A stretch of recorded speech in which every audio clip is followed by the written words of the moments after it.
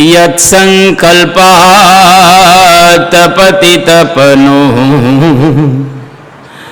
વાતિ વાત સમિંધે વહ નિર્ધત્તે ધરણીરુદધી લંઘતે નૈવ વેલામ સોયમ શ્રીમાન નિખિલ જગતાં અંતરાત્માવતીર્ણો ધર્મં રક્ષન દિશતુ કુશલમ સ્વામિનારાયણો નઃ યદરોમ વિવરેલીના અંડાનામ કોટયઃ પૃથક તદક્ષરમ ગુણાતીતમ નમામ્યહમ. ભગવતે શ્રી સ્વામિનારાયણાય નમો નમઃ. શ્રી અક્ષર પુરુષોત્તમાભ્યામ નમો નમઃ. શ્રી ગુણાતીતાનંદ સ્વામી મહારાજાય નમો નમઃ. શ્રી ભગતજી મહારાજાય નમો નમઃ. શ્રી શાસ્ત્રીજી મહારાજાય નમો નમઃ. શ્રી યોગીજી મહારાજાય નમો નમઃ. શ્રી પ્રમુખ સ્વામી મહારાજાય નમો નમઃ. શ્રી મહંત સ્વામી મહારાજાય નમો નમઃ.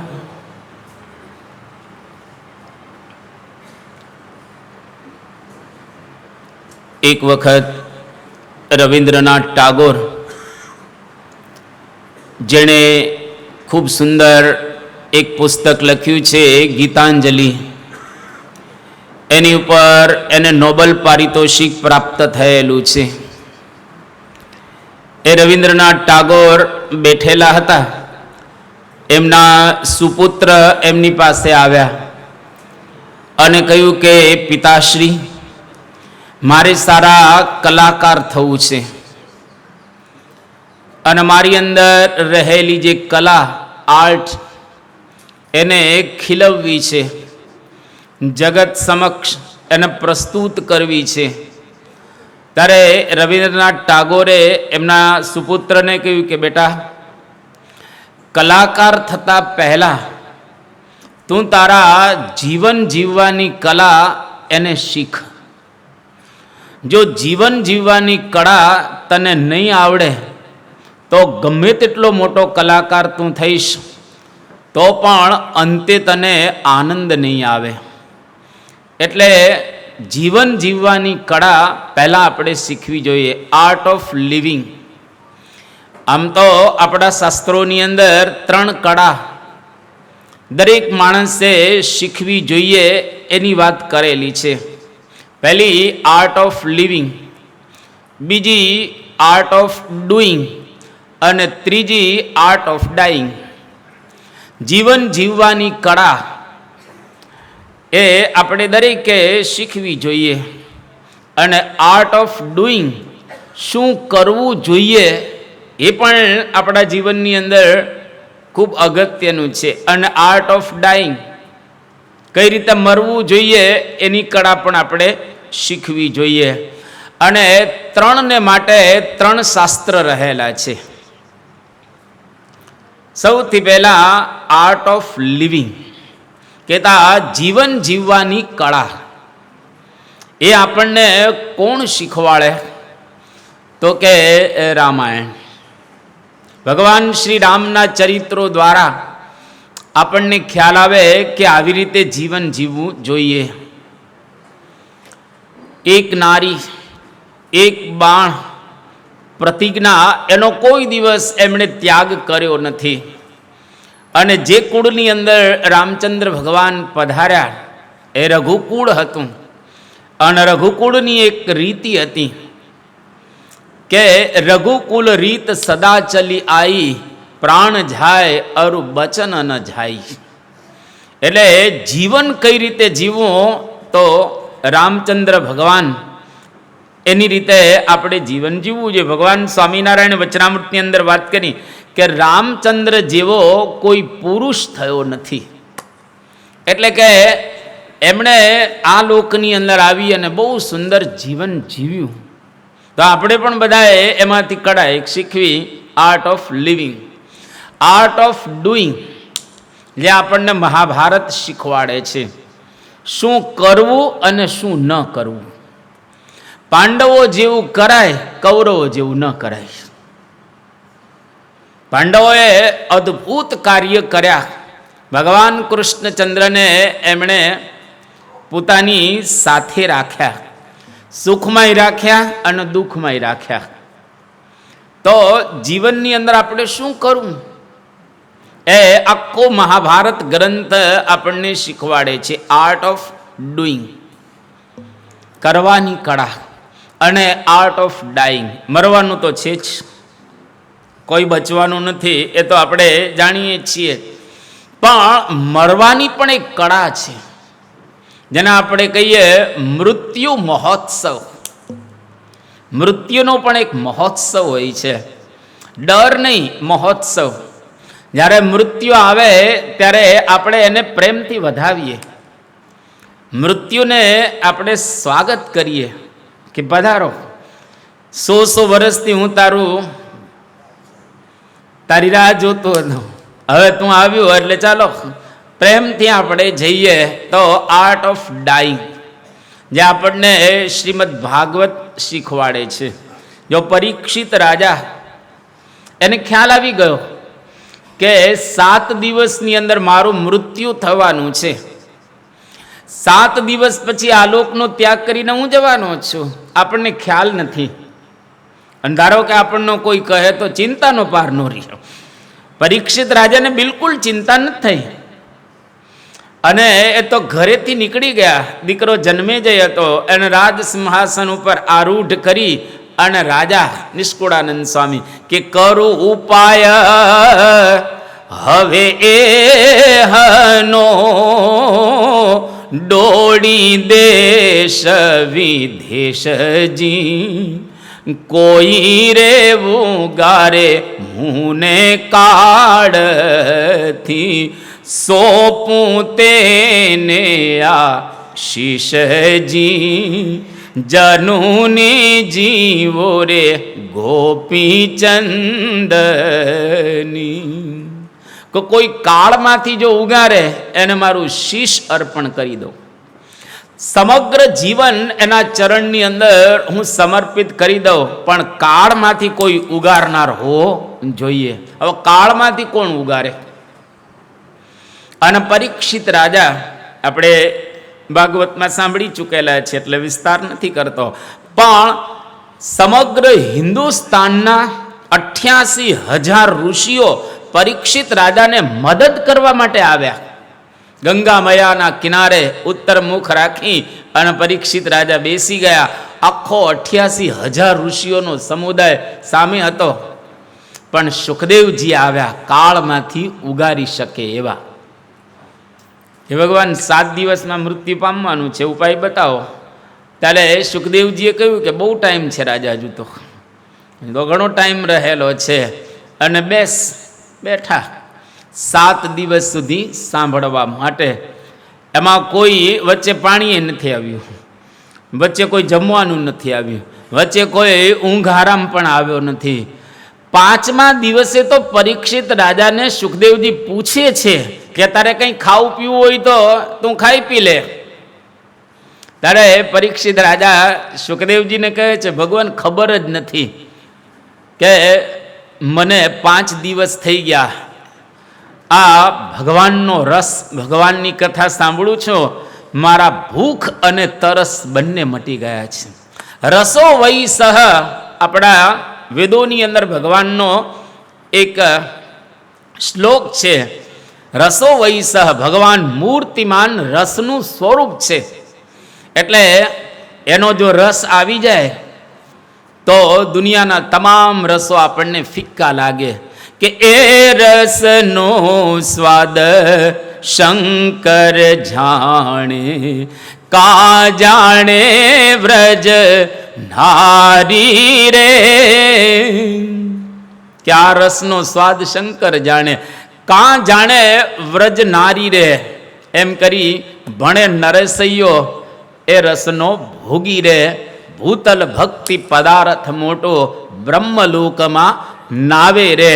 આ નરસિંહ મહેતાનું પદ રહેલું છે. એટલે ભગવાનના રસની અંદર જો આપણે તરબોળ થઈએ તો દુનિયાના રસો ફિક્કા લાગે. હવે પરીક્ષિત રાજાને એવો અનુભવ કથા વાર્તા સાંભળતા થયો. તો આપણે વાત કરતા હતા કે 3 કળા શીખવી જોઈએ. રવિન્દ્રનાથ ટાગોર એના દીકરાને કહે છે કે બેટા, તું કલાકાર થા સારું છે, પણ જીવન જીવવાની કળા તું શીખજે. અને આજે હજારો કલાકારો રહેલા છે, જે લોકોના વ્યક્તિગત જીવનની અંદર તમે પ્રવેશ કરો તો તમને અનુભવાય કે એ લોકોને અંદર અશાંતિ રહેલી છે, અંદર શાંતિ નથી. એ એલ્વિસ પ્રેસ્લી હોય કે માઇકલ જેક્સન હોય, દુનિયા જેની વાહ વાહ કરે છે અને ટોળાઓ પાછળ ફરે છે, સિગ્નેચર લેવા માટે લોકો લાલાયિત હોય છે, જેની એક ઝલક મળી જાય તો એ લોકો પ્રયત્ન કરતા હોય છે. અને એ લોકોના વ્યક્તિગત જીવનની અંદર તમે તપાસ કરો તો અશાંતિ સિવાય કાંઈ નહીં. એનો મતલબ રવિન્દ્રનાથ ટાગોર પોતાના દીકરાની કેટલી સરસ વાત કરે છે કે બેટા, જીવન જીવવાની કળા આપણે પચાવવી જોઈએ. આ મહંત ચરિતમ દ્વારા આપણને જીવન જીવવાની કળા પ્રાપ્ત થશે. શું જીવનમાં કરવું એ પણ આમાંથી મળશે. અને અંતે આ લોકને છોડવાનો છે તો કઈ રીતે છોડવો એ પણ કળા આમાંથી આપણને પ્રાપ્ત થશે જ. તો પરમ પૂજ્ય સ્વામી બાપા તારીખ 31/3/2022 ગુરુવાર કણાદની અંદર વિરાજમાન છે. અને આજે એક સેવાનો પ્રવાહ ચાલતો હતો, કારણ કે અક્ષરધામ નિમિત્તે પોતપોતાની રીતે બધા સેવા કરતા હતા. એમાં ભરતભાઈ સાપોલિયા ત્યાં અલથાણ વિસ્તારની અંદર પોતે રહે છે, એ આવ્યા અને એમનો પરિચય આપવામાં આવ્યો કે બાપા ભરતભાઈ સાપોલિયા છે અને મોરવાડ ગામના રહેલા છે, લીંબડીની બાજુમાં એનું ગામ છે. સ્વામી કે હું જાણું છું. એમને સેવાની એક પણ તક ક્યારેય જવા નથી દીધી. જેટલા કંઈ આપણા પ્રોજેક્ટ હોય એમાં સૌથી પહેલા જો સેવા કરનારા હોય તો ભરતભાઈ સાપોલિયા. એકદમ એક પણ એવો પ્રસંગ તમને ન મળે જેમાં ભરતભાઈ સાપોલિયાએ સેવા ન કરી હોય. દરેક જગ્યાએ પરમ પૂજ્ય સ્વામી બાપા અહીંયા આગળ આવે તો દરરોજની એમની રસોઈ, દરરોજ જેટલા દિવસ બાપા રોકાય એટલા દિવસની દરરોજની એની રસોઈ. અને સૌથી રસોઈમાં વધારેમાં વધારે સેવા હોય પૈસાની, એ રસોઈ પોતે લખાવની દરરોજની, આ ફિક્સ. તદ ઉપરાંત નાની મોટી સેવાઓ ચાલતી જ હોય.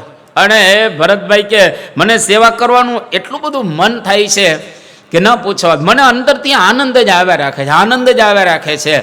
મારા કુટુંબના માટે જો કંઈક કરવાનું હોય તો હું 3 વખત વિચાર કરું. મારા કુટુંબના માટે કરવાનું તો 3 વખત વિચાર કરો, પણ મંદિર માટે કરવાનું હોય તો તરત જ. એ એના વાઈફ, એનો દીકરો ધવલ અને એની દીકરી 4 જણા છે પરિવારમાં. અત્યારે ધવલના લગ્ન થયા, એમના પત્ની આવ્યા. બધાને આ જ પ્રકારની ભાવના, અતિશય સેવા. અને અહીંયા આગળ તો કરે છે, પણ લીંબડી વિસ્તાર ન ગણાય, ત્યાં પણ એટલી સેવા. સુરેન્દ્રનગર એટલી સેવા, સારંગપુર તો એટલી સેવા, બાપા જ્યાં હોય ત્યાં એટલી સેવા કર્યા જ રાખે, કર્યા જ રાખે. ઘણી વખત હું એની સાથે ગમ્મત કરું છું કે ભરતભાઈ, મને એવું લાગે છે કે રાત્રે ભગવાન તમારી તિજોરીમાં પૈસા મૂકી જતા હશે, કારણ કે નહીતર આટલી સેવા થાય કઈ રીતે? તમારી તિજોરીમાં રાત્રે ભગવાન પૈસા મૂકી જ જતા હશે, કારણ કે તમે એવા ભક્તરાજ. અને સેવાનો એટલો બધો ઉમંગ. એને ગાડી લેવી હતી, સુખી સંપન્ન છે, ગાડી લેવી હતી. 3 વર્ષ વિચાર કર્યો ત્યારે ગાડી લીધી કે આપણે હવે ગાડી લઈએ, કે ગાડીના પૈસા આપણે મંદિરમાં આપી દઈએ. અને ભગવાનની દયાથી બહુ સારી રીતે એ કમાઈ છે. અને કણાદની અંદર મોટામાં મોટી આ ભરતભાઈની સેવા રહેલી છે. આપણે એમને તાલીઓથી વધાવીએ તો બહુ જ. અને પાછો કોઈ હુંહાટો નહીં, કોઈ પ્રકારે કંઈ માનની અપેક્ષાની કંઈ નહીં, એકદમ આમ નિર્માનીપણે પોતે આમ રહે. એના દીકરાની એટલી ભાવના, એની દીકરીને એટલી ભાવના, અને એની પત્નીને એ કે મારા કરતાં મારી પત્નીને વધારે ભાવના છે. જેટલી મંદિરમાં સેવા કરો એટલી અતિશય રાજી થાય. અને ભગવાનની દયાથી જેમ જેમ હું આપું છું એમ એમ ભરાયા રાખે છે, ખાલી જ થતું નથી. જેવું વધારે આપું એટલો ભગવાન એને વધારે આપે.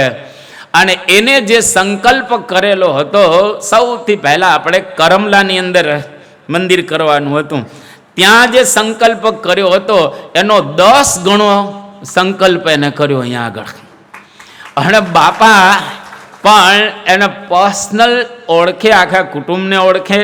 અને બાપા સામેથી ફોન કરે ભરતભાઈને, અને જ્યાં હોય ત્યાં, કારણ કે એની બધી જગ્યાએ જબરજસ્ત સેવા રહેલી છે. અને એટલો જ ભાવ. તમે મંદિરની અંદર આવો તો ખબર પડે, અમારું નોટિસ બોર્ડ છે સંતોનું, જ્યાં આગળ અમે જમીએ છીએ ને ત્યાં નોટિસ બોર્ડ છે એક. જેટલા હરિભક્તોએ ત્યાં આગળ રસોઈની સેવા કરેલી હોય તો ત્યાં આગળ એના નામ લખવામાં આવે. અમે સંતોને ખબર પડે કે આજે આટલા હરિભક્તોની રસોઈની સેવા છે, ઠાકોરજીને એને થાળ કરેલો છે. તો અવારનવાર ભરતભાઈ સાપોલિયા નામ હોય જ ત્યાં આગળ. અને નાની મોટી બીજી સેવાની તો તમે વાત જ પૂછોમાં. એટલે એ કે ભગવાને મને આપ્યું છે તો હું ભગવાનને આપું છું, અને ભગવાનને મારી પાસેથી લેવું છે એટલે ભગવાન મને આપી રહ્યા છે. અને આ બાપાની દયાને કૃપાથી છે. હું તો કંઈ ભણેલો નથી, એ 4 ચોપડી ભણેલા છે.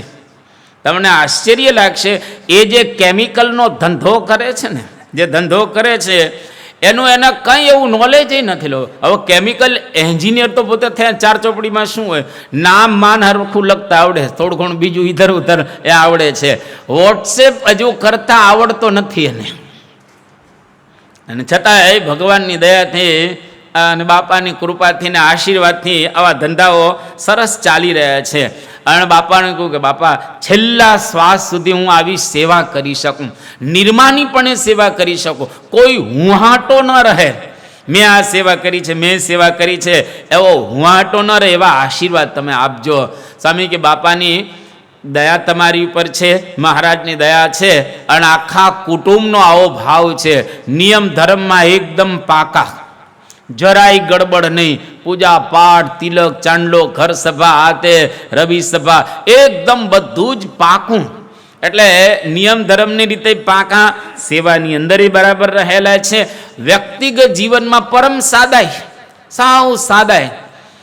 બંગલો મોટો રહેલો છે એનો, પણ એકદમ વ્યક્તિગત જીવનમાં સાદાઈ. પણ મંદિરમાં આપવાનું હોય તો ઉત્સાહ ને ઉમંગ, અતિ ઉમંગ, પાછો ઉમંગ નહીં, અતિ ઉમંગ. આવા એ હરિભક્ત રહેલા છે. એટલે આપણા જીવનની અંદર પણ ભગવાન અને સંત જો આવે, એના માટે આપણે કંઈક કરીએ તો ભગવાનને સંતો આપી દેતા હોય છે.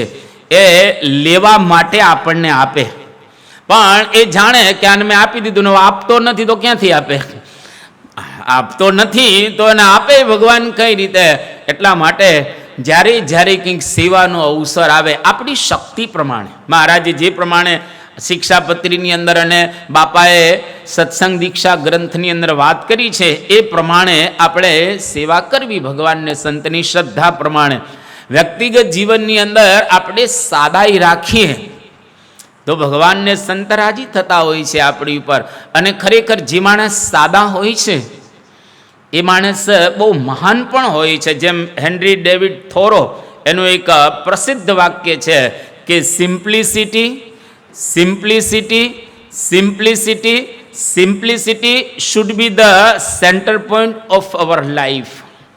એટલે કે સાદાઈ, સાદાઈ, સાદાઈ અને સાદાઈ, એ આપણા જીવનનો મુખ્ય સેન્ટર પોઈન્ટ હોવો જોઈએ, જેના દ્વારા માણસને ઘણું બધું પ્રાપ્ત થશે. એટલે એક બીજી બધી વાત કરી કે કહેવાતી બધી જ સુવિધાઓ જગતની અંદર જે કંઈ આપણે જેને સુવિધાઓ કહીએ છીએ એ સુવિધાઓ આધ્યાત્મિક માર્ગની અંદર બહુ ઉપયોગી નથી. એટલું જ નહીં, પરંતુ આધ્યાત્મિક માર્ગની અંદર ઘણી વખત અવરોધક પણ બની જતી હોય છે. એટલા માટે જીવનમાં સાદાઈ રાખી અને ભગવાનની આરાધના ભક્તિ કરીએ અને સેવા કરીએ. To be simple is to be great. આ પણ રાલ્ફ વોલ્ડો એમર્સનનું વાક્ય રહેલું છે. એટલે કે એકદમ સાદા હોવું તો એ વ્યક્તિ મહાન બની શકે. Simple living and high thinking. જીવનમાં વ્યક્તિગત રીતે સાદા, એનો મતલબ એવું ને તો તમે લઘર વગર કપડાં પહેરો, જેવા તેવા ઘર રાખે એવું નહીં. તમને ભગવાને જે આપ્યું હોય એ પ્રમાણે એ કરવાનું ચોક્કસ. પણ જે અતિ ફેલ કરતા હોય છે, જેમ તેમ પૈસા ઉડાડતા હોય છે, એવા પૈસા ઉડાડવાની જરૂરિયાત રહેલી નથી. અને આખા પરિવારની અંદર પણ વ્યવસ્થિત રીતે બધાને ઉપદેશ આપવો કે જીવનમાં સાદાઈ ને સંતોષ આવે તો બધું જ આવી ગયું. જો પ્રસિદ્ધ પ્રસંગ આપણે જાણીએ છીએ, બાપાએ સરસ વાત કરી.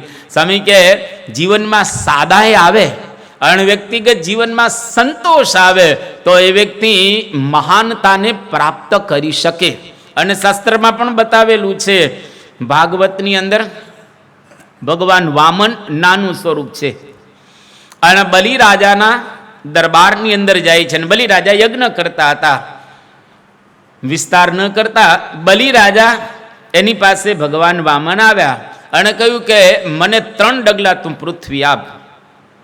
બલિરાજા યાદ કરે છે એમના દાદાઓને બધાને અને કહે છે કે જો તું દેખાય છે નાનો, પણ બોલવામાં ડાપણ તો છે જ.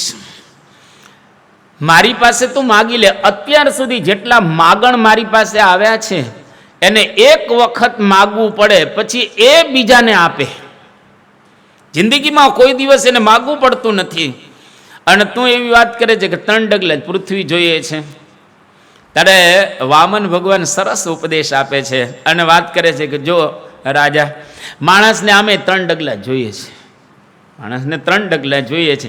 હું તો અભ્યાગત છું, બધી જગ્યાએ ફરું છું અને મારી પોતાની જગ્યા નથી. એટલે મારે શું થાય છે કે કોઈક જગ્યાએ બેઠો ધ્યાન ભજન કરવા માટે ઉઠાડે, એ અહીંની આગળ, અહીંની આગળ. એટલે મારી પોતાની 3 ડગલા પૃથ્વી હોય તો શાંતિથી ત્યાં બેસીને ધ્યાન ભજન કરી શકાય. ત્યારે બલિરાજા કહે છે કે તમારું શરીર બાળક જેવું લાગે છે અને બુદ્ધિ એ પ્રકારની લાગે છે, પણ તમારી અંદર કંઈક તેજ જુદા પ્રકારનું છે. એટલે મારી પાસે માગી લો તમારે જે જોઈએ તે. અને 3 લોકનું રાજ મારી પાસે છે. તમારે જોઈતું હોય તો માગો. ગામ માગો, રથ માગો, હાથી માગો, અપ્સરાઓ માગો, જે જોઈએ તે માગી લો તમે. ત્યારે બલિરાજાને વામન ભગવાન સરસ કહે કે ત્રિભિહિ ક્રમેહિ અસંતુષ્ટ દ્વીપે નાપી ન પૂર્યતે. અદ્ભુત શ્લોક છે કે 3 ડગલાથી જેને સંતોષ નથી એને આખી પૃથ્વી આપી દેવામાં આવે તોય સંતોષ નહીં થાય.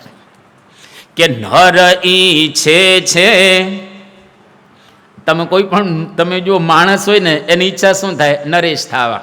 નિષ્કુળાનંદ સ્વામીએ કહ્યું છે નર ઈચ્છે છે નરેશ થાવા, રાજા ઈચ્છે અમર લોક જાવા, અમર ઈચ્છે છે ઇન્દ્ર પદવી, ઇન્દ્ર ઈચ્છે થાવા આદ્ય કવિ, વિધિ પરતે વિરાટ લઈએ, તે પર પ્રકૃતિ પુરુષ કહીએ. શરૂ ક્યાંથી કર્યું? માણસથી. માણસને શું ઈચ્છા થઈ જાય કે આપણે રાજા થઈ જાય, સારું, આપણે રાજા બની જઈએ તો સારું. અને રાજાને શું થાય? ઇન્દ્ર બની જઈએ તો સારું. ઇન્દ્રને શું થાય? બ્રહ્મા બનીએ તો સારું. બ્રહ્માને શું થાય?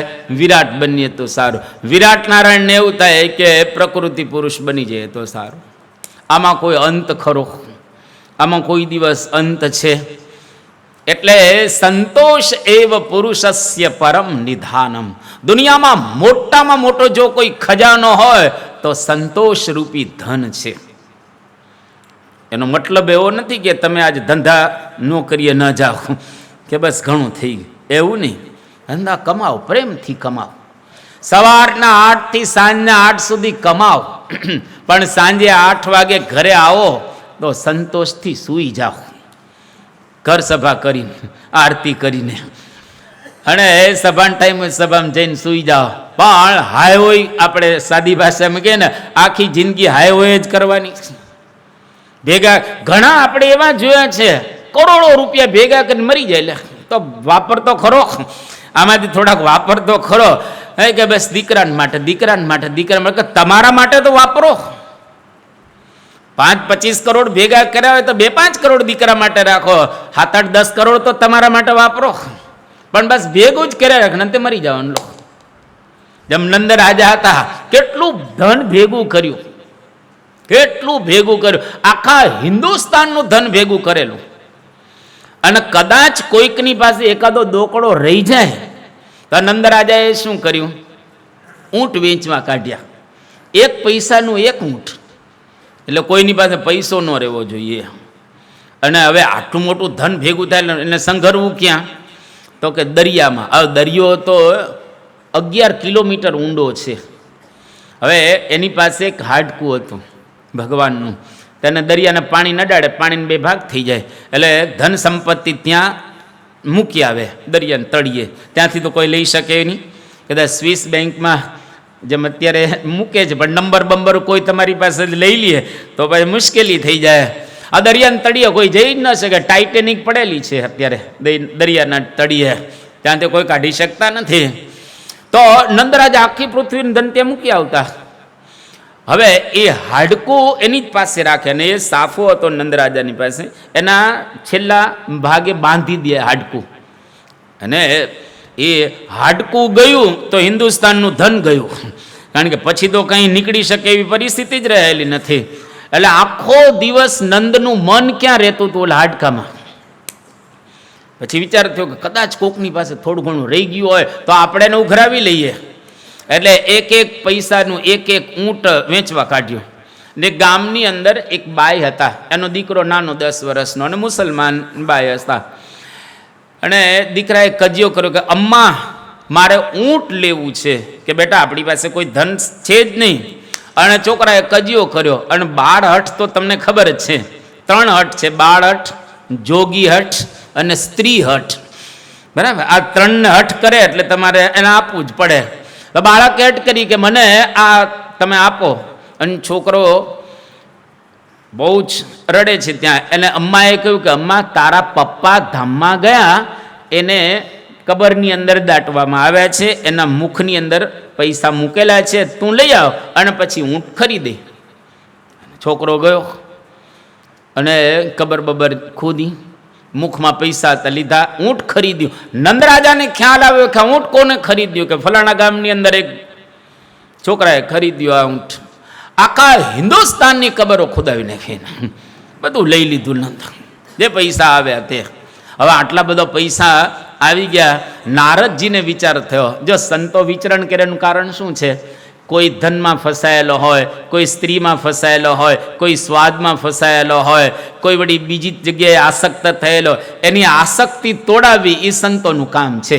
નારદજી ગયા નંદરાજાને ત્યાં, અને એમના જે ધર્મપત્ની હતા એને કહ્યું કે તને કંઈ ખ્યાલ છે? તો કે નથી ખ્યાલ. કે તારો પતિ એટલે કે નંદ રાજા તારા કરતાં વધારે જૂની રાણીને વિશે હેત રાખે છે, જે ધામમાં ગયેલી છે, અને એનું હાડકું હજુ સાચવી મૂક્યું છે, હતું એનું નહીં.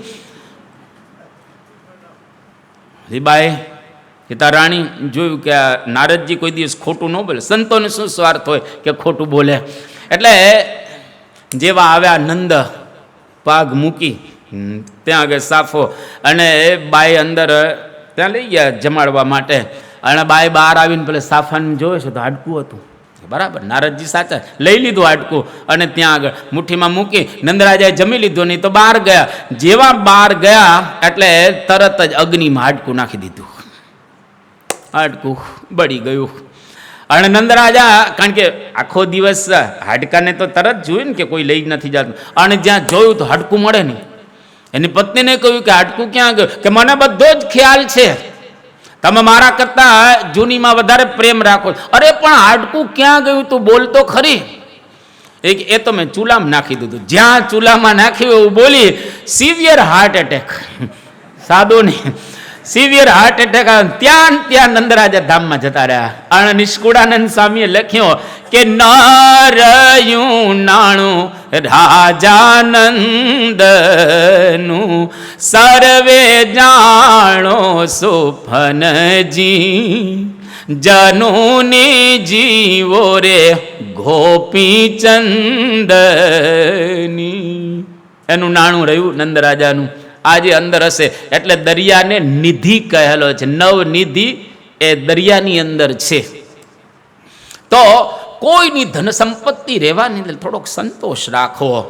ન વિત્તે ન તર્પણીયો મનુષ્ય ઉપનિષદો. ગમે તેટલું તમને ધન મળે તોય સંતોષ નહીં થાય. બાપા કેટલી સરસ વાત કરે છે. બાપાને આપણા લઈ લેવા નથી પૈસા, એને તો આપવા છે. એને તો આપણને આપવા છે. મોટા પુરુષ તો આપવા માટે જ દેતો દેતો ને દેતો, જોગીડો દેતો દેતો ને દેતો, એનો કંઈ ન બદલો લેતો, જોગીડો દેતો દેતો ને દેતો. યોગી બાપા કે દેના બેંક છે, લેના બેંક થોડી છે. આ દેના બેંક છે.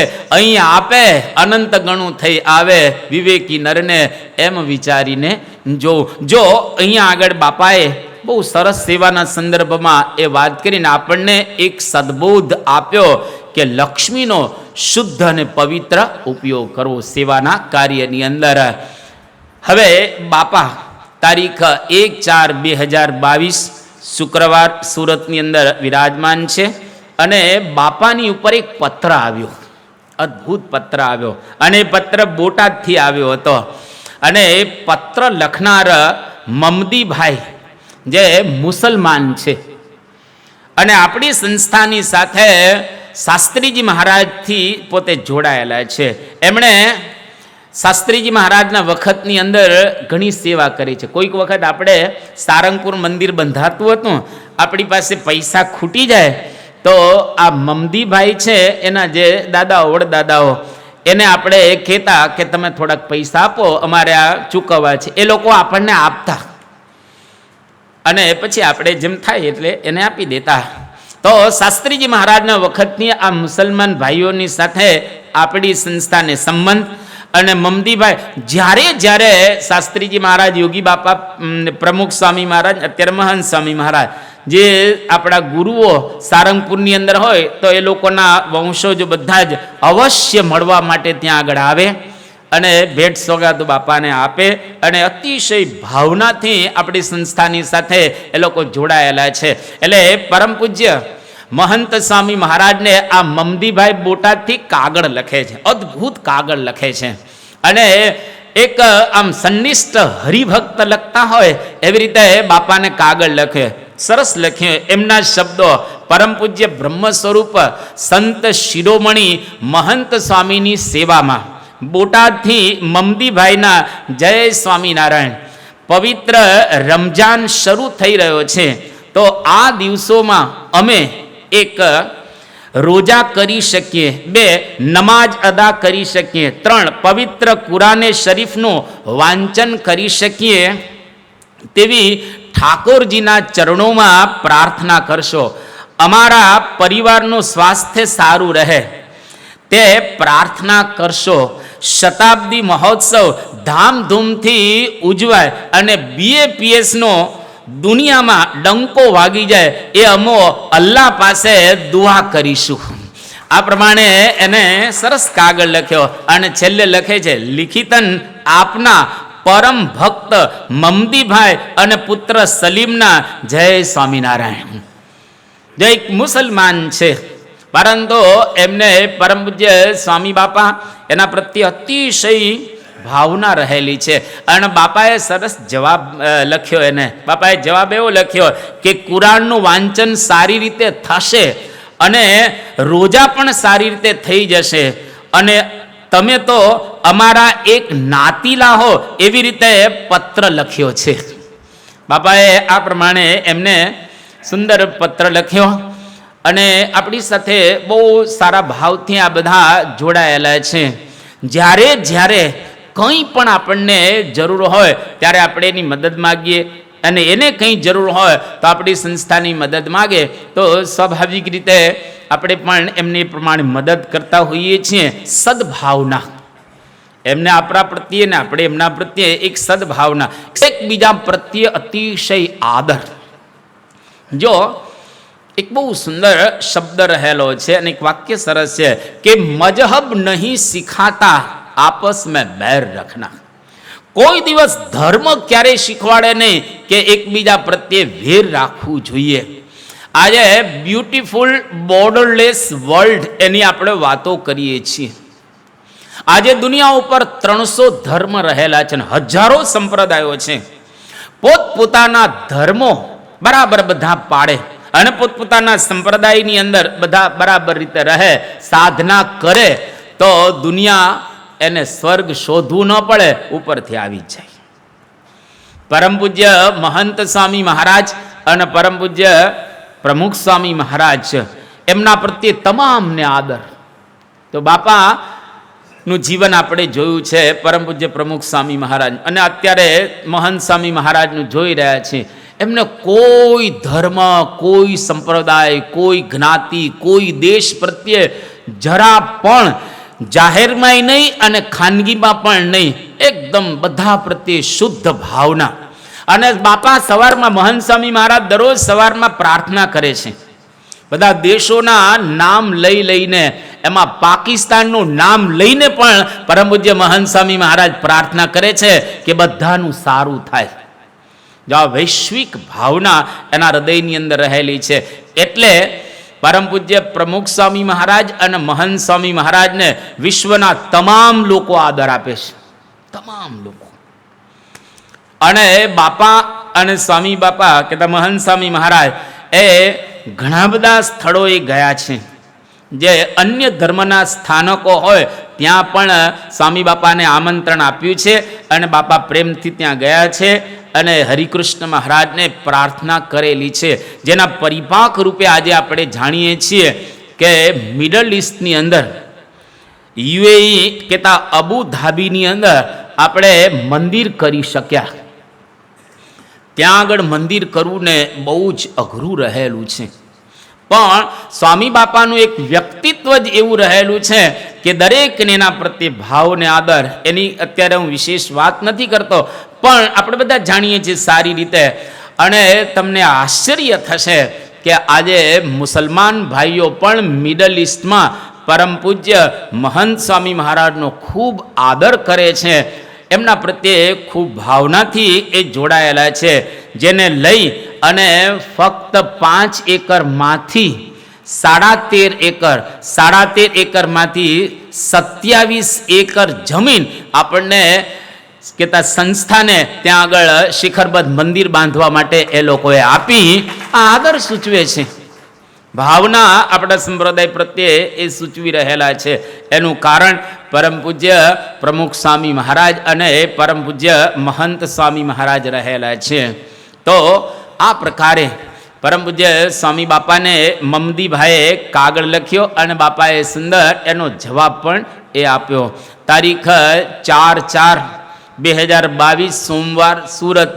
બાપા સુરતની અંદર વિરાજમાન છે અને 23/1/2022 દિવસ એટલે કે બ્રહ્મ સ્વરૂપ યોગીજી મહારાજ આ દિવસે ધામમાં ગયા હતા.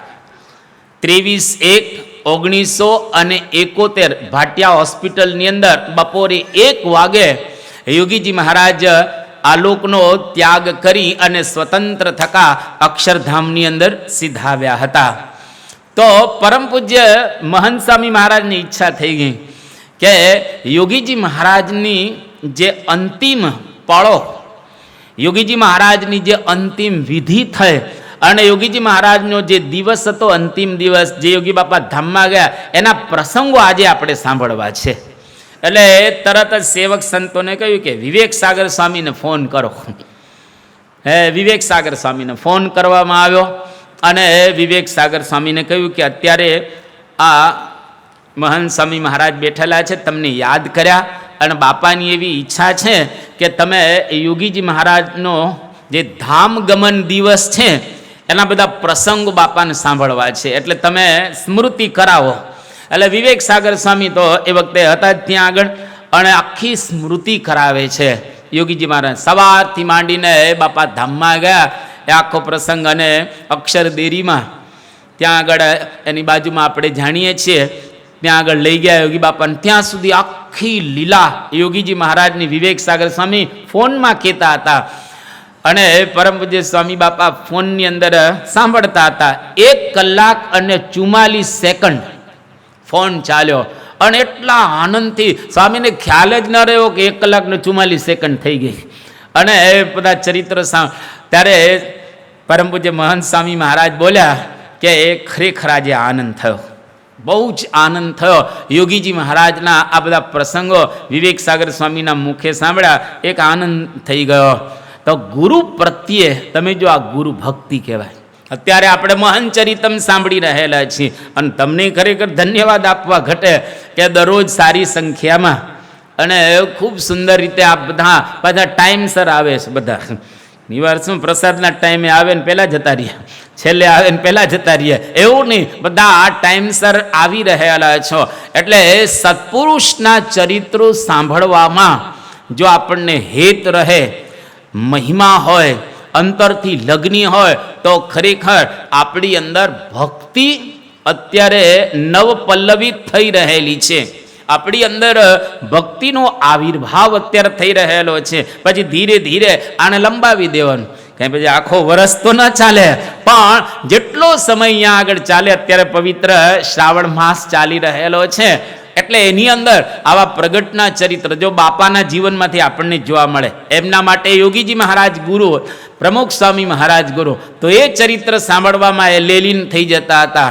આપણા માટે મહંત સ્વામી મહારાજ, એમના આ ચરિત્રો જો આપણે સાંભળે, એકાદું ચરિત્ર જો યાદ રહી જશે, એકાદું વાક્ય બાપાનું યાદ રહી જશે, અથવા તો એકાદો એમનો પ્રસંગ યાદ રહી જશે, તો પણ આપણા જીવનની અંદર આપણે ઘણું બધું કરી શકીશું. એટલે પરમ પૂજ્ય સ્વામી બાપા વિવેક સાગર સ્વામી પર બહુ ખુશ થઈ ગયા અને રાજી થયા. કહ્યું કે તમે આટલા યોગી બાપાના ચરિત્રો સંભળાવ્યા, અમને ખૂબ આનંદ આવ્યો અને મજા આવી. તો આ ગુરુ પ્રત્યેની એક ભક્તિ કહીએ, કારણ કે ગુરુ આપણા પ્રાણ છે, ગુરુ આપણા સર્વસ્વ રહેલા છે. એ પ્રમાણે પૂજ્ય વિવેક સાગર સ્વામીને પરમ પૂજ્ય સ્વામી બાપાએ કહ્યું, તારીખ 8/4/2022 શુક્રવાર આજે શુભ દિવસ હતો.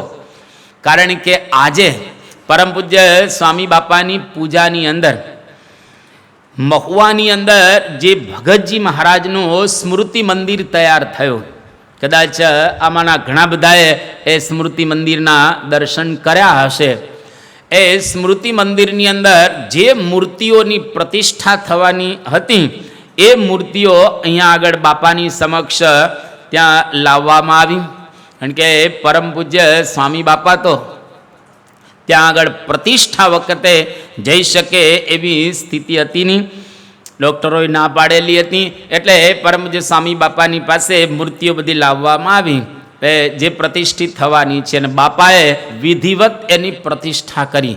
એ વખતે ત્યાં આગળ મહુવાના કોઠારી વિનમ્ર મુનિ સ્વામી એમણે બાપાને વાત કરી અને એક અહેવાલ આપ્યો કે બાપા, ખૂબ સુંદર આ માલણ નદીને કિનારે સુંદર તૈયાર આ મંદિર થઈ રહેલું છે ને હવે થઈ ગયું છે સુંદર. અને કહ્યું કે ઉનાની અંદર બાપા એક મંદિર થાય છે, એ જીઆરસી મટીરિયલમાંથી આપણી સંસ્થા, આપણું જે વરાછાનું મંદિર છે એ જીઆરસી મટીરિયલમાંથી તૈયાર થયેલું છે. આમ એકદમ પથ્થરનું જ લાગે તમને, અને એની આવરદા પણ ખૂબ લાંબી હોય છે. તો કે બાપા ઉનાની અંદર આ એક મંદિર તૈયાર થઈ જ રહેલું છે, એનો બધો આખો એક રિપોર્ટ આપ્યો અને કહ્યું કે બાપા આપના આશીર્વાદથી હવે ઉનાની અંદર સત્સંગ તો છે જ, પણ ત્યાં આગળ બધા હરિભક્તોની ક્યાં એટલી બધી સ્થિતિ નથી કે આ શિખરબદ્ધ મંદિર સારું કરી શકે, પણ બધા હરિભક્તોએ એવી જબરજસ્ત સેવાની સરવાણી ત્યાં આગળ વહેતી કરી કે કોઈ હવે વાંધો નહીં આવે, એવી બધી વાતો ત્યાં આગળ કરી અને કહ્યું કે આ મંદિર બનશે એના આધારે સંસ્થાની અંદર અન્ય મંદિરો પણ બનાવવામાં આવશે, એ બધો આખો બાપાને રિપોર્ટ આપ્યો. હવે અગત્યની એક બાપાને વાત કરે છે કે બાપા ત્યાં આગળ એક સમૂહ ખેતી નામનું ગામ છે, આ ગામની અંદર 60 કુટુંબો 60 ઘરો છે અને એની અંદર 120 સભ્યો રહેલા છે. આ ગામમાં નામ છે સમૂહ ખેતી.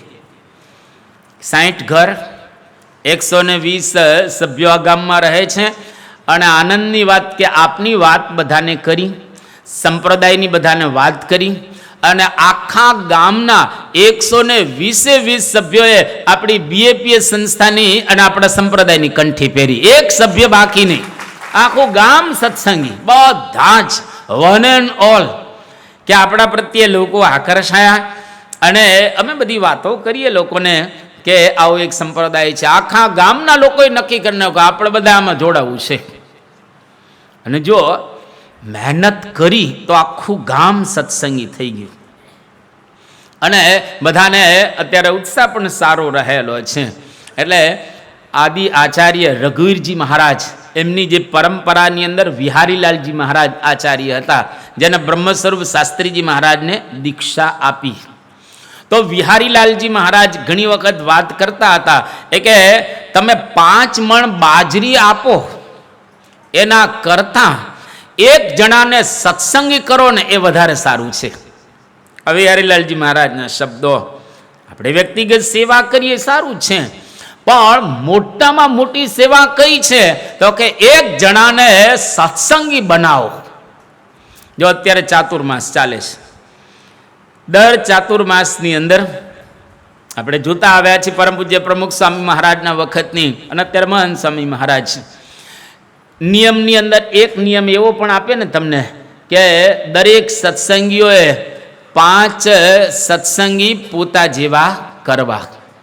બાપાને ખ્યાલ આવ્યો કે 5 તો કોઈ કરતા નથી, એટલે સ્વામીએ બદલીને કહ્યું કે એક સત્સંગી પોતા જેવો આખા વર્ષમાં કરવો. આખા વર્ષમાં તમારા આડોશ પાડોશની અંદર રહેતા હોય, મિત્ર હોય, સગાવાલા હોય, એમને તમે આપણી સંસ્થા અથવા તો આપણા સદગુરુઓ અથવા તો પરમ પૂજ્ય સ્વામી બાપા અને આપણો આખો સત્સંગ એની તમે વાત કરો તો ચોક્કસ એને વાત ઉતરે જ, એમાં કોઈ શંકાને સ્થાન રહેલું નથી. અત્યારે આપણે એક પ્રયોગ કરીએ અરવિંદભાઈ, કે અહીંયા આગળ જેટલા આ બેઠેલા છો તમે, ગયા વર્ષે આ ચાતુર્માસનો પ્રારંભ તો થઈ ગયો છે, ગયા વર્ષે તમારા જેવો એક સત્સંગી નવો કર્યો હોય એ જરા વ્યવસ્થિત ઊંચી આંગળી કરો તો. જો આખા સભા મંડપમાંથી લગભગ 5-6 દેખાય છે તો બાકી બધાએ સત્સંગ પોતાનો સરસ કર્યો, દરેકને ધન્યવાદ. તમે સભાઓ ભરી, ધન્યવાદ. તિલક ચાંદલા સદ પૂજા કરી, ધન્યવાદ. હવે આ વર્ષે એવો એક નિયમ લો કે આપણા સગાવાલા મિત્રોને આપણે બીએપીએસ સંસ્થાની વાત કરવી છે અને પરમ પૂજ્ય મહંત સ્વામી મહારાજનો સંદેશ આપવો છે અને ભગવાન સ્વામિનારાયણનો એને આશ્રિત કરવો છે અને બરાબર સમજાવીને એ વાત કરવાની. અને જો તમે એવી રીતે કરશો તો ખરેખર યોગી બાપા કહેતા ખેતરો ખાલી પડ્યા છે, ખેડનારા કોઈક જોઈએ પણ આપણે એ કોઈને વાત ન કરીએ. એટલે કેવી રીતે, ધારો કે અત્યારે તમે આ શ્રાવણ મહિનો ચાલે છે તો અહીંયા આગળ એક ખાલી ફોન કરવાનો, આખા દિવસમાં એક જ ફોન કરો, વધારે નહીં. એક ફોન કરીને જે તમને ગમતા હોય, જે ભાવિક હોય, તમારા આડોશ પાડોશમાં રહેતા હોય, એને એક વખત તો લઈ આવો તમે અક્ષરવાડીએ. કંઈ નહીં મળે પ્રસાદ તો મળશે જ ને. અને ચોક્કસ પ્રસાદ તો અહીંયા મળવાનો જ છે ને. એટલે એક ખાલી સત્સંગી જો આપણે કરીએ તો કેટલું મોટું કામ. તને આપણા સંપ્રદાયની અંદર એવા પ્રસંગો છે જ. એક વખત યોગી બાપા 1959માં ભાદરણથી ભાવનગર જતા હતા, એટલે ગુજરાતમાંથી કાઠિયાવાડમાં આવતા હતા યોગીજી મહારાજ. અને એ વખતે બપોરે સુવાનો કંઈ સમય મળ્યો નહીં. અને એક સંત હતા, એ બેઠેલા હતા ગાડીમાં. યોગી બાપાને કહે કે બાપા આજે આપને આરામ ન મળ્યો, બપોરે આપે આરામ આજે ન કર્યો, કારણ કે આપણે ભાદરણથી ભાવનગર જઈ રહ્યા છીએ, એટલે કંઈ સુવાનો મેળ ન પડ્યો, આરામ ન થયો. ત્યારે યોગીજી મહારાજ શું બોલે છે કે આપણે તો સત્સંગ વધે એ જ આરામ, આપણે તો સત્સંગ વધે એ જ આરામ છે. તો આપણે સત્સંગ વધારીએ, એ જ આપણા માટે ખરેખર મોટામાં મોટો આરામ રહેલો છે. તમે જો આફ્રિકાનો આખો સત્સંગ આપણે ઘણી વખત સાંભળી ચૂકેલા છીએ કે આફ્રિકાના મગનભાઈ હતા, સ્ટેશન માસ્તર હતા, અને નોકરી બાજુમાં વચરામણ સ્વામીની વાતો અને અન્ય ગ્રંથો પડ્યા હોય. કોઈ માણસ કામ માટે આવે એટલે મગનભાઈ તરત એને કહે કે તારું કામ અત્યારે હું કરી દઉં જો તું મારી કલાક કથા સાંભળતો, અને જો તું કલાક કથા નહીં સાંભળે તો અઠવાડિયા પછી આવ ને, અઠવાડિયા પછી તારું કામ થશે. બોલ તારે શું કરવું છે? હવે અત્યારે જ કામ થઈ જતું હોય તો કલાક કથા સાંભળો શું વાંધો છે? ધારો કે તમને કહેવામાં આવે, અત્યારે હું જાહેરાત કરું એવી કે આવતીકાલે અક્ષરવાડીની અંદર જે લોકો કથા સાંભળવા માટે આવશે એ દરેક હરિભક્તને, દરેક ભાવિકને એક 500ની નોટ આપવામાં આવશે. આવતીકાલે દરેકને એક નોટ આપવામાં આવશે. એટલે તમે શું કરો, દીકરો ઘોડિયામાં હોય એને લઈ આવો, હાલ ને. ઓલા દાદા હાલી શકતા ન હોય, દાદી હાલી શકતા ન હોય, ચાલો ને દાદા. અને એને અહીંયા આગળ કેમ તો કે 500 રૂપિયા ગાંધીજી, 500 રૂપિયાની એક નોટ દેખાય, જો લાભ દેખાણો એટલે આપણે પ્રયત્ન કર્યો, લાભ નથી દેખાતો એટલે પ્રયત્ન કરતા નથી. તો અહીંયા આગળ મગનભાઈને લાભ દેખાતો હતો, અને બ્રહ્મ સ્વરૂપ શાસ્ત્રીજી મહારાજ એને મોકલેલા હતા, અને એવું કીધેલું હતું કે મગનભાઈ સાચા દેવડે ઘંટ વાગશે. જાઓ તમે આફ્રિકાની અંદર અવાવરું દેવળ હોય, જ્યાં આગળ અંદર દેવ ન હોય ત્યાં આગળ ઘંટ, ઝાલર અને નગારા કોઈ દિવસ વાગે નહીં. પણ સાચું દેવળ હોય ત્યાં આગળ દેવ બેઠા હોય, તે નગારા વાગે, ઝાલર વાગે અને આરતી થાય. શાસ્ત્રીજી મહારાજ કહેતા આપણું દેવળ સાચું છે, સાચા દેવળે ઘંટ વાગશે. એ મગનભાઈ અને હરમાનભાઈ એને સત્સંગ કરાવ્યો ને, આખો લંડનનો સત્સંગ એને આભારી છે, અમેરિકાનો અમુક સત્સંગ એને આભારી છે, આજે ઓસ્ટ્રેલિયાની અંદર પર્થ છે એનો સત્સંગ આ મગનભાઈને આભારી રહેલો છે. તો જો એક હરિભક્ત આટલું કરી શકતા હોય તો આપણે કેટલા બધા રહેલા છીએ. બધા જ જો મંડી પડે તો કેટલો જબરજસ્ત એક સત્સંગ થઈ જાય. અને ઘણી વખત આપણને લાગે કે કોઈ સાંભળતા નથી, અરે સાંભળે જ છે બધા. તમને આવડે તોય ભલે, ન આવડે તોય ભલે, પણ વાત આપણે કરવાની.